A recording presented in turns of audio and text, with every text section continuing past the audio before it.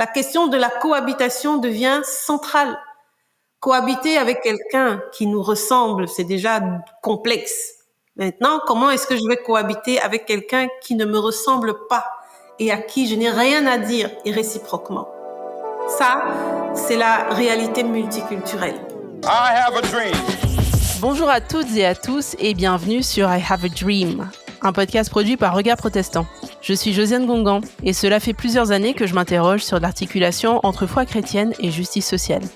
Parfois mise de côté car jugée trop proche de l'activisme politique ou moins importante que l'annonce de l'évangile, il me semble pourtant que la justice sociale est au cœur de cette bonne nouvelle en laquelle nous croyons. Dans cette première saison, nous allons nous intéresser à la justice raciale et à ses intersections avec la foi chrétienne, dans le passé, le présent et en contexte francophone précisément.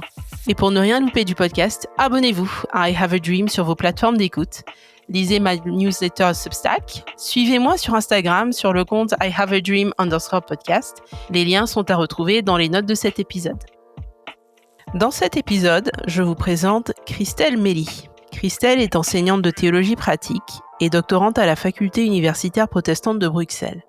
J'ai entendu parler d'elle par une copine belge qui m'a dit exactement que Christelle serait une incontournable pour le thème de ma première saison.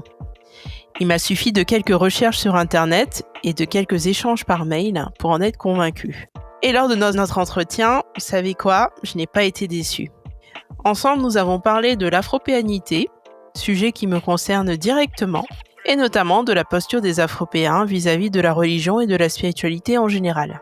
Christelle met franchement les pieds dans tous les sujets autour des questions raciales en Église.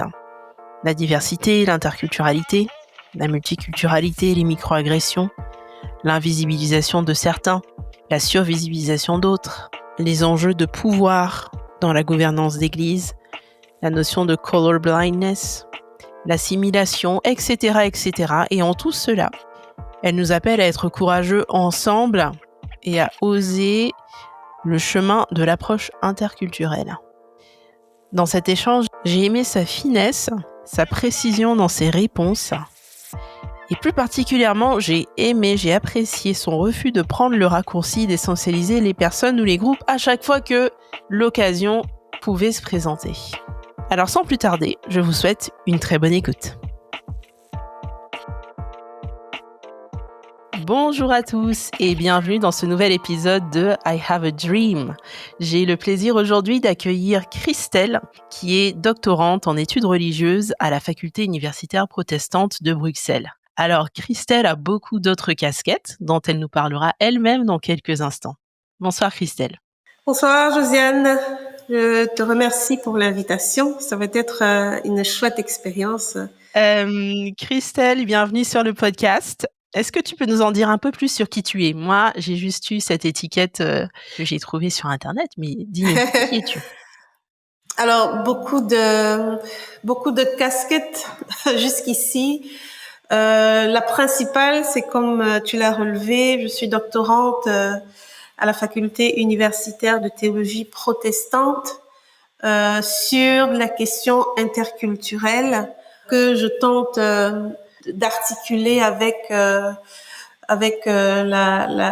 concept de la catéchèse. Je suis aussi responsable du service catéchétique au sein de l'EPUB. Et donc, à cause de cette casquette-là, j'articule la question interculturelle avec justement cette manière aussi de proclamer l'évangile, parce que la catéchèse, c'est une manière de faire retentir l'évangile. Donc ça, c'est une seconde casquette. Et la troisième, c'est que je suis aussi enseignante à la faculté universitaire et je suis spécialisée, en tout cas je me spécialise plutôt en introduction à la théologie pratique et je travaille sur des questions de la liturgie dans un culte, sur des questions de l'inclusion dans son rapport avec justement la liturgie. Et ce qui est aussi quelque chose qui m'intéresse beaucoup, c'est la pastorale interculturelle. Donc en gros, voilà un peu les quelques casquettes par lesquelles je peux un peu me définir ce soir, quoi. Et tu es basée en Belgique, donc. Oui, donc je vis en Belgique, précisément à Bruxelles. Alors, on va dire que comment dire ça? J'ai aussi des centres d'intérêt, en tout cas des centres de réflexion qui sont autres que la catéchèse et autres que l'interculturalité. Hein. Les questions d'afro-militantisme. Et tout à l'heure, on a parlé un peu en off des questions de transmission. C'est aussi très important pour moi. Donc, les transmissions culturelles, les transmissions religieuses, dans un contexte spécifique des afro-descendants. Je travaille aussi beaucoup sur des questions de l'afropéanité. Hein. C'est un concept émergent qui permet de dire la présence noire en Occident. Et ça, je m'intéresse beaucoup aussi sur ces questions-là. Et puis un dernier point qui est en fait l'un des premiers points par lesquels j'ai commencé mon travail de recherche, c'est travailler des figures de leadership féminin et de résistance. Donc voilà un peu en gros le panorama de ce que je suis et de ce que je fais actuellement. Bah, très bien, c'est un très grand terrain qu'on va pouvoir parcourir un petit peu. On en laissera beaucoup pour les gens qui voudront te connaître mieux, mais Oui. on va évoquer certains des sujets que tu as mentionnés tout à l'heure. Oui. J'ai pour habitude, en accueillant les invités, de vous poser une question. C'est, quand vous entendez I have a dream, donc c'est le nom du podcast, comment cette phrase résonne-t-elle en toi aujourd'hui, en 2025? Ah oui, I have a dream. Comment entendre cette phrase sans penser à Martin Luther, sans penser à son combat, sans penser à sa résistance intelligente en tant que pasteur aussi. Il est vraiment une figure qui nous permet, en tout cas moi, qui me permet moi en tant que croyante, en tant que théologienne, de penser aussi ces questions sociales qui je pense traversent les portes de l'Église, quoi. Et donc, I have a dream. Je pressens une note d'espoir, hein, mais une note utopique aussi, mais une utopie positive, j'ai envie de dire. La phrase, pour moi, évoque, comme je le disais, l'espoir, mais aussi la vision d'un monde où les différences culturelles, ethniques, etc., sont célébrées et non pas simplement tolérées. Et c'est aussi pour moi un appel, en tout cas dans ce qui me traverse en moi, dans ce qui me traverse, c'est un appel à rêver d'une église qui est vraiment le reflet de la diversité du royaume de Dieu, hein, où il y a plusieurs textes qui vont le dire, où chacun a sa place où chacun a sa place dans sa différence, parce que quand on dit malgré, ça va pas. Donc nous-mêmes, on doit déjà déconstruire nos manières de s'exprimer.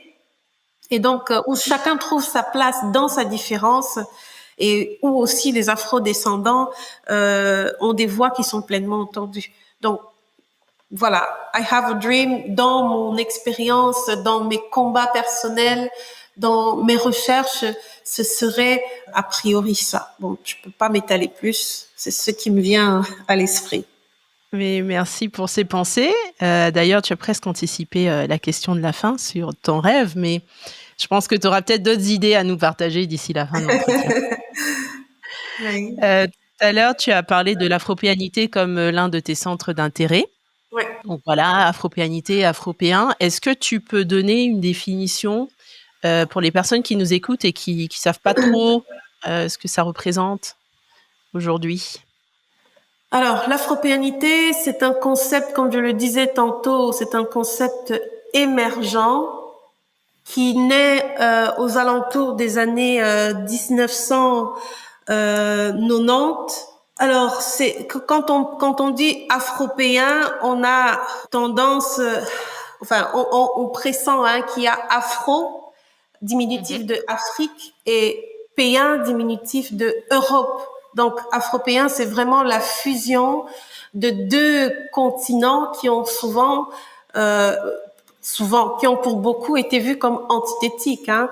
du fait de l'histoire, de l'histoire de la colonisation, etc., etc. Donc, l'afropéanité, c'est un concept émergent qui permet de traduire, de nommer la condition des personnes qui sont nées, qui ont grandi en Europe et qui vivent plusieurs formes de discrimination, qui vivent plusieurs formes on a des discriminations, racisme, exclusion, etc. Donc, c'est un peu ça l'afropéanité. Et ce qui est intéressant aussi quand on aborde la question de l'afropéanité, c'est vraiment la double. Quand on dit double, c'est vraiment un peu minime, mais c'est une manière de dire que ces Afropéens-là sont dépositaires de plusieurs cultures.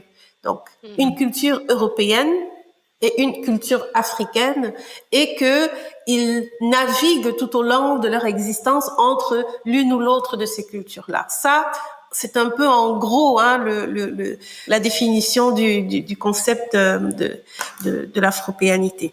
Christelle, j'aimerais commencer l'entretien en parlant de multiculturalité et d'interculturalité en Église. Moi, je pars du constat que quand on est immigré africain, on est chrétien, on arrive dans un pays occidental, en France, en Belgique, en Pologne, n'importe où. On a le choix, soit de rejoindre une église où beaucoup de gens nous ressemblent, les églises qu'on appelle diasporiques, ethniques, etc., ou de rejoindre une église autochtone, que moi j'appelle les églises à majorité blanche. Et on s'installe, et quand on a des enfants qui naissent ici, ils sont confrontés au même type de choix quand ils quittent la maison, s'ils souhaitent demeurer chrétiens. Et donc en recherchant un petit peu ce que tu avais pu produire comme matériel, je suis tombée sur l'un de tes articles, justement sur le site du CARES, où tu parlais d'une hégémonie blanche qui se manifestait dans l'église multiculturelle, donc ces églises à majorité blanche dont je parlais. Et j'aimerais que tu puisses nous expliquer en fait comment se manifeste cette hégémonie et comment est-ce que ça peut impacter les croyants afrodescendants. Oui, tout ça se fait toujours à bas bruit. Hein. C'est vraiment, faut pas trop qu'on le sache. Hein. Mais c'est présent. Et dans l'article dont tu parles, que j'ai coécrit avec Bernard Coyot, hein, qui est mon doyen et qui est anthropologue de formation, nous tentions de montrer un peu la condition des personnes noires dans l'Église. Et nous tentions d'interpeller et de conscientiser sur des questions de racisation et comment est-ce que ces questions-là peuvent être prises de manière sérieuse par les responsables des paroisses, par des pasteurs ou par des présidents des églises, hein, carrément. Cet article ne résulte pas d'une enquête sociologique, mais nous sommes partis du principe selon lequel cette enquête que j'ai, et ça c'est vraiment le contexte belge, hein, mais cette enquête que j'ai citée tantôt, qui s'intitulait Des citoyens aux racines africaines, montrait que c'était 805 personnes qui répondaient aux enquêtes. Parmi ces 805 personnes, il y avait environ 85, si pas un peu plus, de personnes qui disaient avoir vécu la discrimination, du racisme et des exclusions de tout type. Alors nous nous sommes dit que dans l'église, non pas dans leur vie non. en général. Alors c'est pas dans l'église. Et c'est très difficile, et je le dis ici, de faire ce type d'enquête dans l'église, parce que on vous empêche, hein, toutes ces questions, on parle d'invisibilisation des logiques raciales.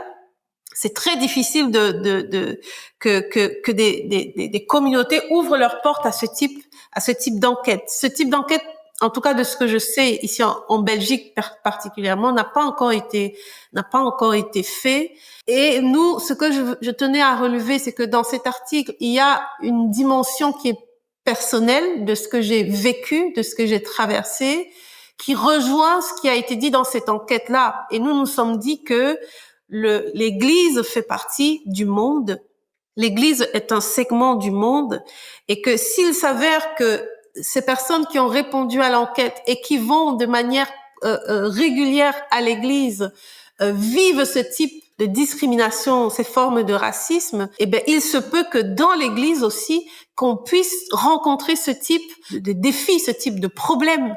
Et donc, mon expérience personnelle, qui rejoignait ces expériences personnelles qui ont été décrites dans cette enquête, ont fait qu'on s'est décidé, mais on va se poser la question.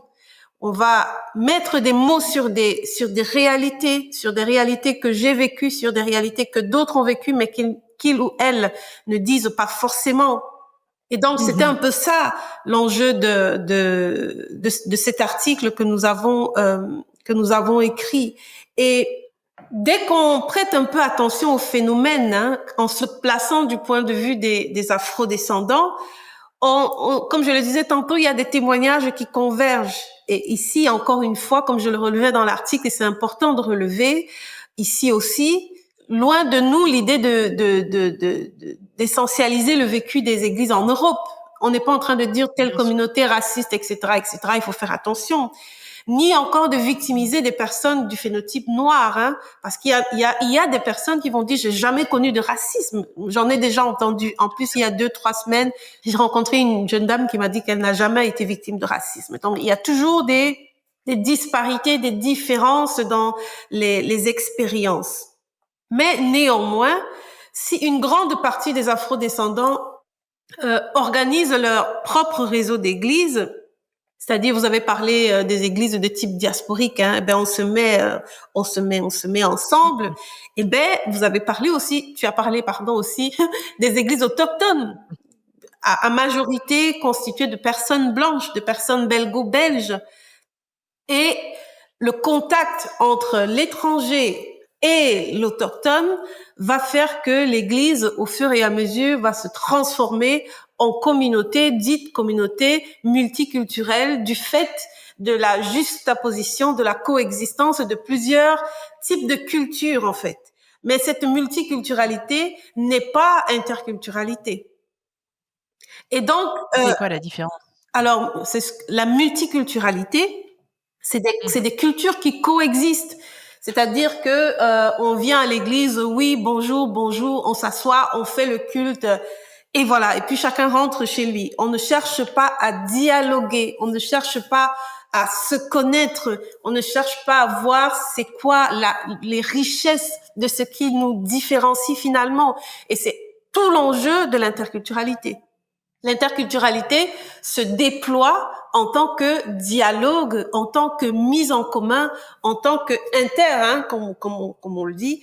On travaille ensemble, on se pénètre mutuellement de manière à mieux se connaître et de mieux s'apprivoiser et de finalement de tenter de se comprendre, de comprendre ce qui nous différencie, tout en sachant que ce qui nous différencie finalement, c'est ce qui fait notre richesse et c'est ce qui fait la richesse de Dieu. Je crois que si Dieu avait décidé de nous faire tous pareils, le monde serait super ennuyeux et qu'il a été super intelligent pour faire le monde dans toute cette diversité-là. Et donc, au contact donc de cette différence, on entre dans des communautés multiculturelles qui, n'étant pas sensibles à la question interculturelle, aux enjeux de l'interculturalité, sont susceptibles de générer, de façon consciente ou non, on ne sait jamais comment le dire, des modes d'organisation, plutôt de gouvernance hégémonique. Et donc, dans hégémonie, on a vraiment un esprit de supériorité. Ce sont des modes d'organisation qui vont être caractérisés par des asymétries dans les relations, des asymétries de pouvoir, du fait de la couleur de la peau d'une certaine personne. On répartit les paroles, on répartit la parole, et ça c'est vraiment quelque chose que j'ai beaucoup travaillé avec les étudiants quand on fait le cours, plutôt le séminaire sur l'inclusion et la liturgie. Moi, je pose toujours la question de savoir par rapport à la représentativité des personnes de l'Assemblée. Quand vous entrez, vous devez être capable de dire « Ah, je trouve qu'il y a 70% de personnes noires, parce qu'il y a des communautés comme ça, 30% de personnes blanches. » Et maintenant, je me demande qui prend des décisions, qui est le président du culte, à qui on donne tel ou tel rôle stratégique. Et à partir de là, j'aimerais, moi, voir le même mode de représentativité dans ces différents postes de pouvoir. Hein, entendons-nous bien, des postes de pouvoir, parce que dans l'Église, on a toujours des postes de décision où tout le monde ne rentre pas forcément, et on a des postes d'exécution où tout le monde peut y aller, quoi. Et donc, moi, c'est toujours la question que je pose. Un pasteur qui est sensible à l'interculturalité, va toujours faire ce qu'il faut pour que, en tout cas, il va se battre. Ça ne veut pas dire forcément que des personnes noires veulent jouer ce rôle de décideur. Hein. Attention, parce que je dis toujours aux étudiants, il ne suffit pas d'aller voir une fois et de vous dire, oh, ils sont racistes, oh, ils sont ça. Parce que parfois, et je le relevais dans l'article, parfois les gens ont tellement intégré ces violences symboliques qui ne sont bons à rien, qu'ils ne sont pas acceptés, que finalement, même quand on leur donne des possibilités, ils ne les prennent pas. Tout à fait. Et donc, ça aussi, c'est quelque chose il faut vraiment faire attention. Donc, la question hégémonique, c'est là. C'est vraiment des questions. Comment est-ce que on traite des personnes de couleur noire quand il s'agit des questions de positionnement, quand il s'agit des questions de pouvoir? Ça, c'est important. Dans l'Église, c'est aussi à prendre en compte. Et ce que je voulais remarquer, parce que le deuxième axe de votre question, c'est comment est-ce que cette structure hégémonique, la manifestation de cette hégémonie, voilà, c'est ça, influence positivement ou négativement des personnes afrodescendantes ou des personnes afropéennes. Mais effectivement, je l'ai relevé un peu tout à l'heure. Et donc, des manifestations qui sont récurrentes, des manifestations de micro-agressions. Hein, c'est quand on dit des micro-agressions, c'est des types d'insultes verbales, non verbales, intentionnelles ou non, qui communiquent des messages hostiles, désobligeants ou négatifs vis-à-vis d'une personne. Donc, ce type de micro-agression participe d'une hégémonie blanche aussi, tu vois, dans l'Église multiculturelle. Et ça provoque chez les afrodescendants, chez les afropéens qui en font l'expérience, des formes d'autodépréciation ou d'auto-exclusion. En considérant, par exemple, que les personnes blanches, hein, ça c'est vraiment quelque chose qu'il faut qu'on arrive à déconstruire, mon Dieu. Les personnes blanches sont plus intellectuelles, plus cultivées que les personnes noires. Oui. Et donc, elles sont plus à même d'occuper des postes décisionnels ou de direction dans l'Église. Ça, on le relève dans l'article. Et je suis heureuse que cet article, je l'ai coécrit avec un homme blanc. Pardon de le dire comme ça, mais moi, je dis blanc, je dis noir. Vraiment, je ne cache pas, voilà. Et donc, les termes. C'est ça. Et nous-mêmes, en tant que personnes noires, je trouve qu'on a un travail de déconstruction à mettre en place.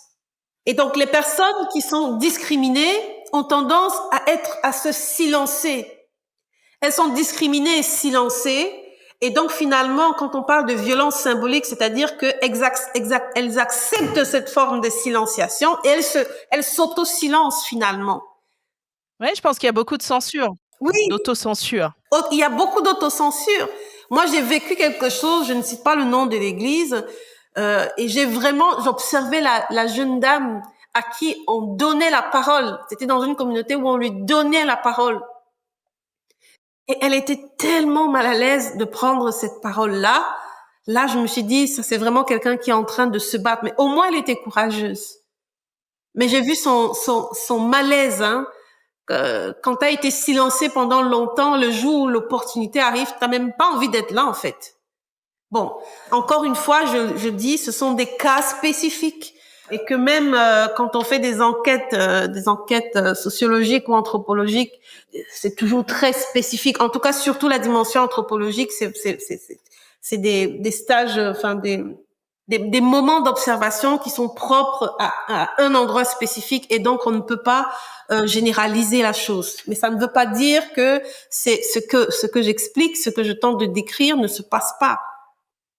Moi, j'ai été dans des communautés où clairement un monsieur m'a clairement dit ce sont des racistes, et je l'ai entendu. Donc voilà, c'est pas complexe, mais ce sont des expériences particulières en fonction des contextes particuliers, et que il faut finalement avoir le courage, et c'est ça pour moi un théologien, le courage et l'intelligence, parce qu'il faut articuler les deux, de dénoncer. Il faut dénoncer. Et c'est parce qu'on dénonce que finalement les gens changent leur mentalité aussi, hein. Parce on est tellement habitués que on se dit finalement oui, c'est comme ça. Oui, enfin, c'est noir, hein, avec tous les préjugés que ça comporte, hein. Oui, finalement les noirs ils sont mieux dans l'exécution, par exemple, et pas dans la réflexion, pas dans la conception, où on ne les invite pas. Ou bien, moi j'ai entendu quelque chose de la part d'un ami qui a été pasteur dans le passé. Il disait j'étais pasteur des jeunes dans une église et en gros les chants d'origine africaine, Ouais. c'était uniquement quand il y avait le culte des enfants. Parce que vous comprenez, les trucs des Africains, c'est hyper basique, c'est hyper simple. Ouais. Ça, Et en fait, lui, il en a eu ras-le-bol, donc il a dit quelque chose au bout d'un certain moment. ouais. Mais effectivement, je pense que c'est quelque chose où on oppose l'émotion et le côté grand enfant des Africains Mhm. qu'on imagine Mhm. avec l'intellect et la force des chants de la Réforme qui Mhm. font 15 000 strophes et qui Mhm. parfois sont aussi terribles quand même. Mhm. Ouais, donc c'est ces genres de choses. Ou bien j'ai entendu encore quelqu'un d'autre qui me disait pendant les élections, on a eu des législatives l'été dernier, quelqu'un qui entend derrière des portes fermées des chrétiens qui disent ben oui, j'ai voté pour l'extrême droite parce que j'en ai ras-le-bol des immigrés. Ah oui, hein. Alors que dans l'église, il y a des immigrés. Mais Euh, techniquement, ça veut dire qu'on n'a pas envie d'eux là. hmm, Certains n'ont pas envie certains pasteurs sont, enfin, tout le monde n'est pas raciste, hein, attention. Certains pasteurs sont fiers de voir une communauté où il y a des gens, mais d'autres sont mal à l'aise parce que effectivement, il n'y a que des personnes noires. Parce que ça veut aussi dire quelque chose. Ça veut aussi dire quelque chose que tu rentres dans une église, il y a un maximum de personnes noires et pas assez de personnes blanches, ou que ces personnes blanches ce sont plutôt des personnes d'un certain âge, quoi. Ça montre, ça tout à traduit fait. quelque chose, ça traduit une réalité. Et j'aime bien aussi, j'emprunte toujours cette expression à mon doyen qui dit la recomposition du protestantisme, autant en Belgique qu'en Tout à France, fait. hein. Oui, oui. Et donc, quand on voit ça, on devrait se poser les bonnes questions, mais ce n'est pas toujours le cas, malheureusement. Bon. Et puis on devrait se demander pourquoi je résiste. Pourquoi moi, en tant que personne blanche, je n'ai pas envie de m'asseoir dans une église où il y a plein de noirs et d'apprendre d'eux. Mhm. Mhm. Encore une fois, il y a des choses comme ça, on se rend pas compte que c'est ce qu'on pense dans le fond, mais Oui, tout à fait. pourtant c'est là. Tout à Et fait. ça a été construit. Un truc qu'on a conscientisé ou appris forcément à l'école, mais c'est un ensemble de choses qui amènent les constructions dans nos têtes. Mhm. Enfin, je pense. Et quand on parlait tout à l'heure d'interculturalité, tu disais qu'il fallait voilà se rencontrer. Mhm. Qu'est-ce qu'on peut faire? À quoi est-ce qu'on peut être sensible quand on est croyant, qu'on soit une personne blanche ou non blanche, dans des églises multiculturelles? À quoi est-ce qu'on peut être sensible pour aller dans ce sens de l'interculturalité plutôt que de la multiculturalité, concrètement? Oh, ça c'est vraiment tout le cours sur tout le cours Ah mince! sur l'interculturalité que je vais dérouler là. Mais très simplement, il y a des défis. Et ces défis, il faut déjà en prendre conscience. Le défi de l'interculturalité, c'est un défi déjà de vivre ensemble et de cohésion sociale, de cohésion ecclésiale. Et il y a deux définitions que j'aime beaucoup citer. Je ne peux pas faire mon cours sur l'interculturalité sans les citer. La première citation, c'est d'un Dominique Volton qui est plutôt axé sur la communication, qui va dire l'autre est partout et s'impose. La question de la cohabitation devient centrale. Cohabiter avec quelqu'un qui nous ressemble, c'est déjà complexe. Maintenant, comment est-ce que je Tout vais à fait. cohabiter avec quelqu'un qui ne me ressemble pas et à qui je n'ai rien à dire, et réciproquement? Ça, Mmh. c'est la réalité multiculturelle. C'est ça la réalité multiculturelle. Et maintenant, j'aime bien citer aussi, cette fois-ci, un théologien, William Kirvin, qui relève quelque chose qui se passe actuellement. Il dit, nos actes d'hospitalité en contexte ecclésial trahissent fréquemment le fait que nous ne voulons accueillir que ceux qui sont différents de nous à la condition qu'ils soient prêts à devenir comme nous et à s'adapter à nos traditions et à notre culture. Et il finit sa phrase en disant, au cœur du débat réside un partage du pouvoir plus profond. C'est toujours le pouvoir. Quoi qu'on fasse dans ce monde, on arrive à la question du pouvoir. Et ce pouvoir, ce partage du pouvoir exige de renoncer à un certain contrôle. Donc, on a la question de la multiculturalité, des personnes qui ne me ressemblent pas et j'ai pas envie de leur parler. Ça c'est une chose. Ensuite, on a la question de l'assimilation. Ce que je décris ici, c'est le processus d'assimilation en fait. Oui, venez dans notre église, mais vous changez de vêtements, quoi. Vous enlevez vos vêtements et vous mettez les nôtres. En fait, c'est ça.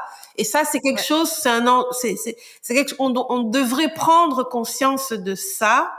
Et c'est à partir de ces éléments que je viens de citer que se cristallise la problématique de l'approche interculturelle.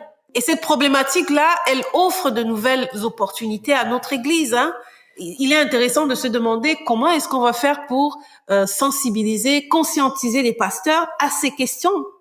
Parce que ça doit venir d'eux aussi. Malheureusement, dans les structures de pouvoir telles qu'elles sont dans beaucoup d'églises, pas partout encore une fois, si c'est pas impulsé par le pasteur et peut-être son conseil d'anciens, etc., ça bouge pas. Oui, c'est aussi pour ça, et c'est vrai que la question interculturelle est de plus en plus en train d'être étudiée dans des facultés. Donc ici, dans notre faculté, ici, on travaille depuis 3-4 ans sur ces questions, depuis avec le doyen Bernard Coyot, c'est vraiment lui qui a impulsé ça. Et je sais que en Suisse, à Bossé, on avait donné aussi un cours sur ces questions-là. Là, je suis en train de préparer un cours à Fribourg, je pense que toujours en Suisse, aussi sur ces questions-là, parce que tout part de l'enseignement, tout part de la formation. On peut être pasteur, le pasteur ne connaît pas tout, le pasteur n'est pas sensible à tout, le pasteur doit être sensibilisé aussi. Des pasteurs qui sont allergiques à la formation m'exaspèrent au plus haut point. Franchement. On ne peut pas se dire suffisant, c'est impossible.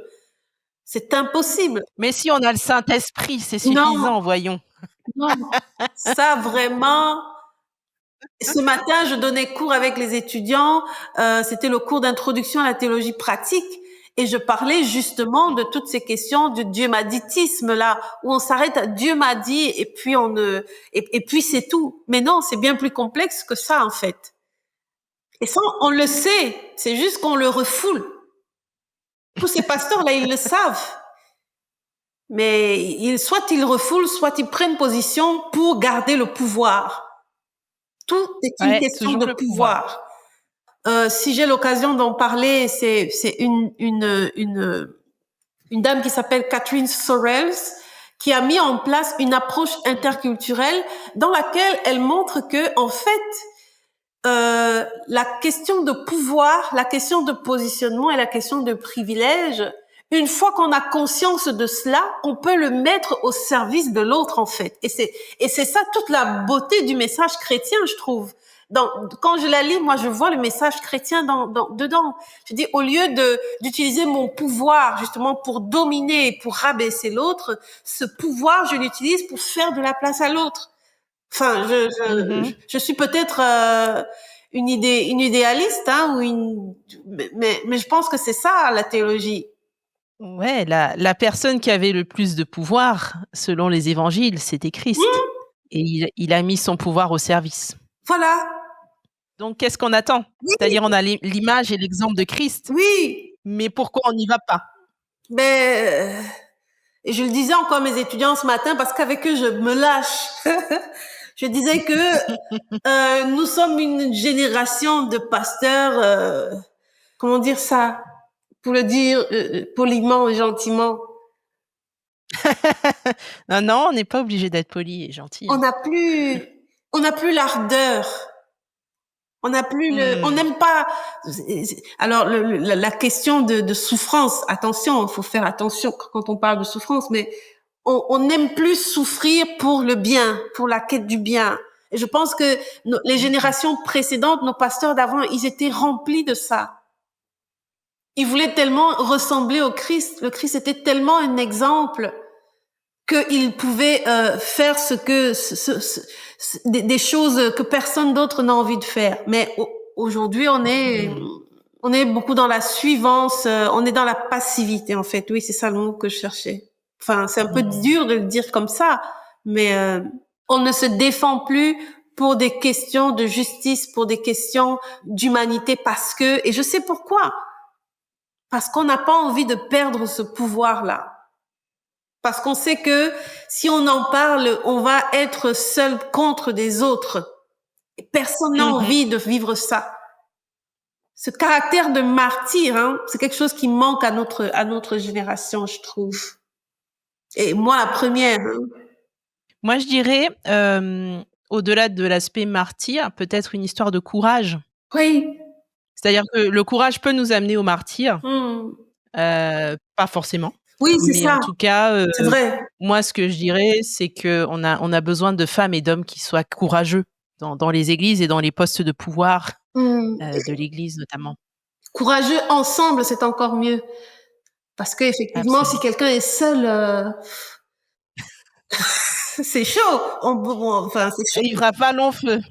La question de martyr, encore une fois, moi je dis, je fais toujours attention à ce type de mots. On ne cherche pas à être martyr en fait.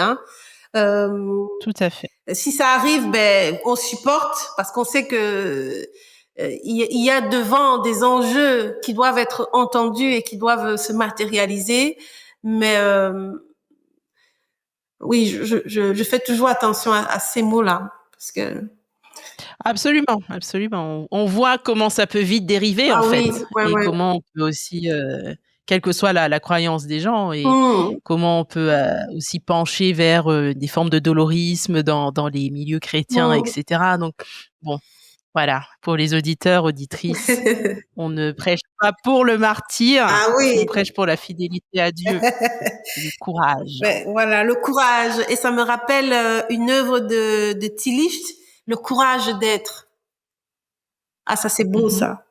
Le courage d'être. De savoir qui on est, où est-ce qu'on va, et simplement de l'être, quoi qu'il advienne. Bon, je me prêche à moi-même en même temps. C'est toujours comme ça. Ah là là. En tout cas. Christelle, j'ai quelques autres questions. Oui. Parce que, comme je t'expliquais tout à l'heure, avant l'enregistrement, ce podcast, c'est aussi une réponse à mes quêtes personnelles. Oui. Et donc, dans les choses qui me posent question, tu vois, c'est il y a le fameux sujet de Dieu ne voit pas les couleurs.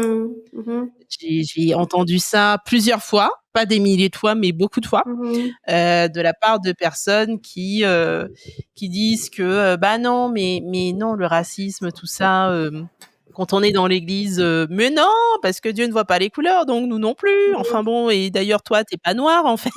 C'est quoi? Qu'est-ce que tu dis? Est-ce que Dieu est daltonien, Christelle? Qu'est-ce que tu dis, toi, de ça? Je vais pas parler à la place de Dieu, mais de ce que je vois, de ce que j'entends, de ce que je lis dans les textes bibliques. Et je l'ai un peu relevé tout au début. Dieu est pour la diversité. Dieu a fait des choses différentes et c'est magnifique. Donc, je pense qu'il voit les différences et il les voit comme étant une richesse et il est fier et il s'est reposé de ses œuvres. Ça, c'est ma conviction personnelle. Et que parfois, ce discours de color blindness où on ne voit pas les couleurs, peut être l'indicatrice de diverses formes de déni. Hein. On veut cacher des réalités sociales qui oppressent certaines personnes. Enfin, c'est souvent le cas. Il faut se l'avouer. Mais je pense que si la question c'est Dieu, je pense que Dieu voit les couleurs parce que ces couleurs-là, il les a faites. Et nous, on a compromis son beau plan. On a compromis son beau plan en hiérarchisant les gens, en hiérarchisant les personnes, en créant des classes. C'est nous qui avons perverti tout. Et que finalement, nous sommes en train de payer le prix de cette perversion-là. Et il y a certains passages bibliques que j'aime beaucoup. Le Genèse 11:9 avec la tour de Babel. C'est vrai que la manière avec laquelle Dieu crée la différence est un peu particulière, mais cette diversité qui a été créée on ne doit pas le ressentir aujourd'hui comme un problème à régler, parce que Dieu nous a fait différents. Ésaïe 56, verset 7. On appellera ma maison de prière pour tous les peuples. Et quand on dit peuple, on parle d'organismes, il y a une hétérogénéité, il y a une multi-ethnicité, multiculturalité, pluralité de langage. Et je peux en citer plein d'autres des passages comme ça qui montrent que finalement, Dieu est pour la différence. Et que cette différence, je pense qu'on va la transporter, entre guillemets, jusque dans l'éternité. Considérant que l'Apocalypse nous parle de temps futur, peut-être, peut-être pas. Il y a quand même cette idée que toutes les langues et tous les peuples vont se retrouver autour de Dieu et l'adorer. C'est ça. Et je trouve qu'on oublie souvent ça. On nous dit pas tous les Français ou tous les Camerounais ou tous les Russes vont se retrouver devant Dieu. C'est vraiment absolument tout le monde. Et je pense que c'est Apocalypse 7 que tu cites là, Apocalypse 7 verset 9. Après cela, je regardais encore et je vis une foule immense de gens que personne ne pouvait compter. C'était des gens de toute nation, de toute tribu, de tout peuple et de toute langue. Et je trouve ça hyper beau que dans l'après, Dieu s'attend à cette diversité-là. Donc ça montre à quel point il est je parle pas pour lui encore une fois, mais s'il faut se baser sur le texte d'Apocalypse, Dieu est en accord avec sa créativité diversifiée, quoi. Je sais pas si je peux dire ça comme ça. Et que finalement, qui sommes-nous pour invalider des personnes? Qui sommes-nous pour surclassifier certaines autres personnes? Bon, voilà, en gros, nous avons beaucoup de travail de déconstruction, mais surtout de reconstruction, un vrai travail de formation et de sensibilisation des responsables paroissiaux, les premiers, les pasteurs, et les suivants, les membres de consistoire sur ces questions-là. Parce que ce sont des questions qui dérangent, hein, clairement. Ce sont des questions qui vont déranger. Mais... Et alors, en parlant de toutes ces tribus, toutes ces langues, j'entends le côté de la spécificité culturelle. Oui. Et je vais passer à un autre sujet qui me tient à cœur, qui est justement entre guillemets du mélange et du croisement de la foi chrétienne avec son héritage colonial très compliqué, très complexe, et on va dire ce qu'on appelle les traditions ancestrales. Plus concrètement, je discute avec des copains qui ont diverses origines, des copains, on va dire malgaches, des copains de l'Afrique centrale, de l'Afrique de l'Ouest, etc., qui sont chrétiens aujourd'hui et qui sont en lutte, en fait, parce que, je suis gênée parce que le christianisme qu'on a transmis dans ma famille, c'est un christianisme hégémonique et on nous a obligés à laisser de côté ce qu'il y avait de la culture de nos arrière-grands-parents ou des générations encore avant. Mais voilà, il y a des choses qui ont été préservées dans tout ça, que les parents essayaient de nous transmettre aussi ou qu'on a grappillé à droite à gauche. Maintenant, est-ce qu'il y a une manière de réconcilier ça? Parce que souvent, on nous dit, si tu es chrétien, tu dois faire table rase Ouais. de toutes ces autres choses-là, voire de ton identité pour ressembler à un Européen. C'est ce que tu disais tout à l'heure. On a tendance à opposer tout ça, tout ce qui va être l'héritage culturel ancestral et l'héritage dit chrétien. Et moi, je regarde avec le temps qui passe, je me dis, mais peut-être qu'il y avait des choses qui étaient pas trop mal, en fait. C'est-à-dire que dans, la sagesse de, mes grands-parents, peut-être qu'il y avait dans leurs croyances, il y avait peut-être des choses qui sont bonnes et qui peuvent, mettre un éclairage sur le christianisme différent et positif. On n'est pas Oui, obligé de tout jeter. oui. Donc voilà, ma question c'est qu'est-ce que toi tu en penses de cette question-là? Et est-ce que tu as des exemples de personnes qui sont dans cette démarche et qui construisent quelque chose de différent, Alors, oui, clairement, du fait de la colonisation, le paradigme eurocentré du christianisme s'est imposé avec sa culture religieuse, sa forme religieuse, plus adaptée aux cultures européennes qu'aux cultures traditionnelles africaines.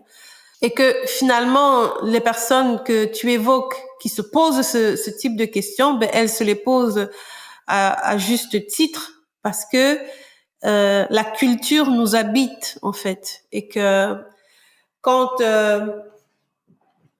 quand on se défait de sa culture de manière consciente, il y a quelque chose que j'étudie beaucoup quand je parle de la question interculturelle. C'est vrai. Et la question interculturelle, la question d'afropéanité aussi, c'est toujours la question de la quête d'identité. Et donc, quand à un moment donné, on s'est défait de sa culture parce qu'il a fallu, par exemple, s'intégrer à une autre manière de penser, il arrive un moment où on se questionne soi-même. Ce moment qui est différent en fonction des personnes, hein, arrive et là, on se dit ça fait partie de ma culture. Ça, c'est moi. Il y a une forme de retour à ce qui nous semble essentiel. Et quand on se rend compte que finalement, c'est ça ma culture, c'est ce que je suis, on a soit tendance à évacuer la culture qui s'était installée, ou alors, pour certains, et c'est la démarche que tu évoques, on veut vraiment tenter d'articuler les deux. Ça, c'est quand on est vraiment, j'ai pas envie de dire vraiment croyant. Ça, c'est quand on est croyant. C'est vraiment, pour moi, être chrétien, c'est dire chrétien, c'est une décision. Parce que s'il faut avoir tous les éléments qui prouvent que Christ a vécu, qui prouvent que la Bible est réelle, qui prouvent ci ou ça pour nous conforter dans l'idée qu'on est dans le vrai, eh ben ça n'existe pas. À un moment, il faut se positionner. Et donc, quand on se positionne en tant que chrétien et qu'on veut quand même que ce bagage, ces arrière-plans sociaux, culturels propres de nous en fasse aussi partie, je crois que cela est juste et bon. Maintenant, cela est juste et bon en fonction des personnes. Parce que la sagesse africaine n'est pas écrite dans un livre. Ça relève beaucoup de la tradition orale, ça relève beaucoup des parcours initiatiques. Et donc, c'est quelque chose, j'ai pas envie de dire subjectif, mais on est dans des formes qui ne sont pas liées à l'oralité. Et donc, quand tu relèves et très justement les sagesses africaines, on a le samedi passé pendant le cours, pendant la formation du certificat en études afropéennes, on a abordé la question des sagesses africaines, des religions, des sagesses africaines, par exemple. Et donc, l'enseignant a déroulé un tas d'éléments que tu te dis, mais en fait, oui, ça peut m'aider moi-même à être un meilleur croyant parce qu'il y a des choses pertinentes dans ces sagesses africaines. Et moi, ce que je fais, On m'a invité pour faire pour présider un culte dimanche passé. Moi, ce que je fais maintenant, c'est que j'incorpore de cette sagesse africaine. Et donc, j'ai mis 2 ou 3 proverbes ivoiriens, là. Enfin, je prends pas toujours des choses du Cameroun parce que je suis camerounaise, mais je prends un peu de tout. Et donc, cette sagesse africaine, à la fin du culte, les gens sont venus me demander c'était quoi le proverbe parce qu'ils pensaient que c'était le proverbe de la Bible. Je dis non, c'est pas le proverbe de la Bible, c'est un proverbe ivoirien. Et ils se disent ah ben oui, c'est intéressant. Ah ben oui, c'est vrai. Et on se rend compte, surtout les proverbes, que cette sagesse-là africaine rejoint pour beaucoup ce qui est dit, par exemple, dans le texte biblique. Et donc, il y a moyen d'articuler, et pas seulement les sagesses, tout aussi, tout ce qui est question de musique, tout ce qui est question de danse. Moi, je travaille la liturgie, et dans la liturgie, je me dis combien il est essentiel lorsqu'une communauté est constituée de personnes africaines entre guillemets, dans toute sa diversité, combien c'est important de réfléchir à la manière de faire la musique qui puisse toucher autant des personnes occidentales que les personnes africaines qui sont présentes. Et pas comme tu le relevais tantôt, une musique qui est faite seulement, c'était quoi quand c'est le culte des enfants, ou bien ce qui arrive souvent, c'est que on vous met ce type de musique à la fin du culte. Oui. Pour retirer le culte. Absolument. Ça veut dire quelque chose, hein. Tout ça veut dire quelque chose. Ça veut dire quelque chose. Et donc, alors, il y a moyen de faire cela, mais en tout cas, si cela doit être fait dans le cadre d'un culte, eh ben, encore une fois, le pasteur, les responsables paroissiaux, les membres du consistoire doivent être sensibilisés à ces questions. Et il y a des enjeux théologiques aussi qu'il ne faut pas négliger, parce qu'on ne peut pas tout prendre, aussi. Et que dans le débat, dans le dialogue, on voit ensemble ce qui peut être pris, ce qui ne peut pas être pris, et on discute en connaissance de cause, quoi. Et ce qui fait que finalement, les gens sont là, les gens se sentent accueillis véritablement, pas accueillis pour être transformés, mais accueillis pour exister dans ce qui fait sens pour eux aussi. Et c'est un gros travail, c'est très facile à dire, mais je dis toujours que on parle beaucoup d'interculturalité, mais moi j'aime bien dire l'approche interculturelle, c'est un chemin, un processus, et que une manière de faire l'interculturalité dans une église A ne sera pas la même manière de la faire dans l'église B. Déjà parce que les cultures sont différentes, les gens sont différents. Pour faire l'interculturalité, c'est travailler avec un être humain. Et donc, quand on travaille avec l'être humain, il faut être à l'écoute, il faut être patient, etc., etc. Mais ça ne veut pas dire que on ne le fait pas parce que c'est difficile. Encore une fois, la question du courage revient. Et je trouve intéressant que tu aies relevé ça. La question du courage. Nous manquons de courage. Tout à fait. Alors, est-ce que tu connais des chrétiens afropéens, pour le coup, qui, justement, qui ont essayé et réussi éventuellement à... Alors, oui, ouais. afropéen, non. Afrodescendant, oui. Je cite par exemple l'enseignant qui a donné ce cours sur les sagesses africaines, qui est pasteur. Il dit, moi je suis pasteur, je sais à quel moment je vais puiser dans le texte biblique et je sais à quel moment je vais puiser dans mes sagesses africaines. Et il l'a dit la dernière fois, ça m'a fort touchée. Je trouve intéressant que cela vienne d'un pasteur parce que du coup, il a la capacité de transmettre ça. Maintenant, les cheminements personnels des uns et des autres, je n'ai pas connaissance comme ça de personnes qui sont dans cette dimension un peu de j'ai pas envie de dire syncrétisme, mais d'hybridation entre la dimension croyante chrétienne et la dimension des sagesses africaines. Je n'en vois pas. Peut-être plus en Afrique, parce que et ça je le dis vraiment avec des pincettes parce que je ne suis pas spécialiste sur la question. Je sais que les missions catholiques ont beaucoup travailler sur ces questions, mais pas dans une dimension d'interculturalité, mais dans une dimension d'inculturation. Tu vois? C'est que Ok. on a gardé le souvenir de les colons sont arrivés, ils ont tout enlevé, tout arraché et ils nous ont donné la Bible. Il y a des missions qui ont décidé de faire attention aux traditions des personnes à qui on prêchait l'évangile et de permettre à ce que le texte biblique puisse leur parler dans leur propre culture. Ça, les catholiques ont travaillé ces questions. Mais évidemment, encore une fois, ce qui les dérangeait, toutes ces questions liées, par exemple, au culte des ancêtres, tout ce qui avait trait aux guérisseurs, ils vont dire sorciers, mais moi je préfère dire guérisseurs et tout ça. Ça, ils ont tu vois. Mais je sais qu'il y a eu un travail d'inculturation assez intéressant fait par des catholiques quand même.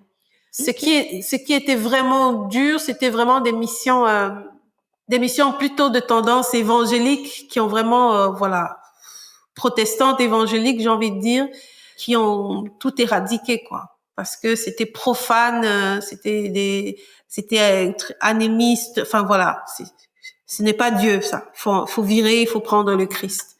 Il faut prendre celui qui est au-dessus de tout le monde et qui est blond aux yeux bleus. Oui, mais ça aussi, on est en train de déconstruire de plus en plus. Les gens se rendent compte, Moi, de plus en plus, les Jésus que je vois, en tout cas les images de Jésus, elles ont de moins en moins les yeux bleus, Ah, tant Oui, mieux. oui, c'est vrai, c'est vraiment une remarque. Il a la peau un peu plus foncée, les yeux marron ou noirs, voilà quoi. Ça se rapproche un peu plus de la réalité parce que effectivement, oui, c'était des gros mensonges quoi. Jésus avec des yeux bleus, les cheveux blancs. Mais c'est pas, je veux dire, c'est mensonge, c'est un peu trop. Enfin, j'ai pas envie de dire c'est un mensonge, mais tu sais, les gens, tout dans ce monde, pour moi en tout cas. Maintenant, ça va prendre avec des pincettes. Tout dans ce monde, c'est une question de représentation. On a envie de représenter quelqu'un qu'on n'a jamais vu. Comment est-ce qu'on va se le représenter? On va se le représenter en fonction de ce qu'on est, de ce qu'on voit. Mais pendant l'époque coloniale, il y a eu des personnes noires qui ont dit que Jésus était noir aussi, C'est juste qu'on n'en parle pas. Tout à fait. Le kimbanguisme, pour eux, Jésus, voilà. En tout cas, pendant l'époque coloniale, on ne voyait pas un Jésus tout à fait blanc, quoi. Mais on en parle peu. Il y a aujourd'hui des photos. Si tu tapes sur Internet Jésus, tu vas voir des personnages bibliques qui sont tous et toutes noirs. Parce que les gens ont besoin de modèles, en fait.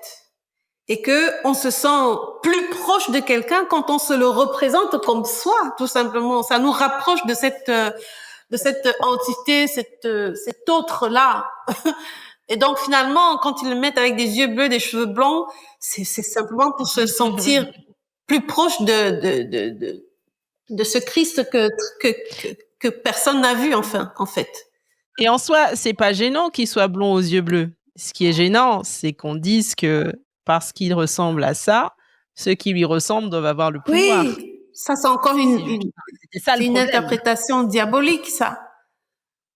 Oui, ça a bien marché, mais on est de moins en moins bêtes, Les choses vont changer. Je trouve que les gens commencent à se poser des vraies questions. Les alliés eux-mêmes commencent à poser aussi ce type de questions. Donc je sens un réveil. J'aime pas trop le mot, mais j'ai pas d'autre mot maintenant que ça. Il y a un réveil des consciences, un changement de regard sur les situations. Il y a des choses qui sont en train d'être faites. Et j'espère que ça marchera, quoi. Ouais. Ouais. Je trouve que c'est important, que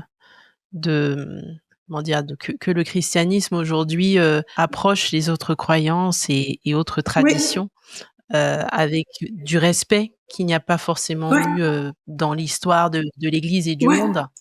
Et comme tu disais, sans forcément tout prendre ou tout jeter, mais qu'on arrive à C'est ça. dialoguer sans bras de fer ou chercher à voir qui a raison, Ouais. qui a le Dieu plus fort ou des Ouais. choses comme ça.